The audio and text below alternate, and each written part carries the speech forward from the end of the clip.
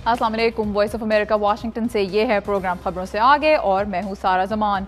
आज के शो में आपकी मुलाकात होगी दो बहुत ही मुख्तलिफ पाकिस्तानी म्यूज़िक आर्टिस्ट से, लेकिन सबसे पहले हम बात करेंगे करंट अफेयर्स पर।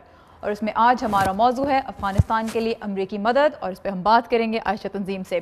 जैसा कि आप लोग जानते हैं, इस वीकेंड पर आला अफ़गान और अमरीकी एहलकारों ने 2024 तक अफ़गानिस्तान में अमरीका के किरदार के हवाले से एक मुतफ़िक़ा मुआहिदा पेश किया है।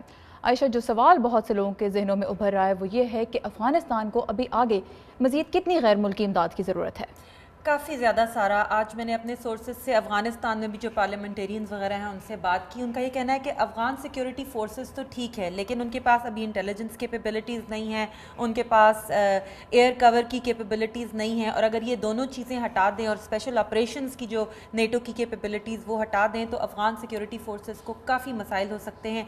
वो उम्मीद ये कर रहे हैं कि अमरीका जो उसने ये मायदा किया 10 साल का, उसमें ना सिर्फ ये कि वहाँ पर रहेगा बल्कि ये जो 3 एरियाज़ मैंने हाईलाइट की हैं इनको डेवलप करने के लिए भी मदद करेगा। लेकिन जब अमेरिका की तरफ देखें, गिवन इसके अंदरूनी हालात और बैरूनी मकासद, कितनी मदद कर सकता है अमेरिका अफ़गानिस्तान की?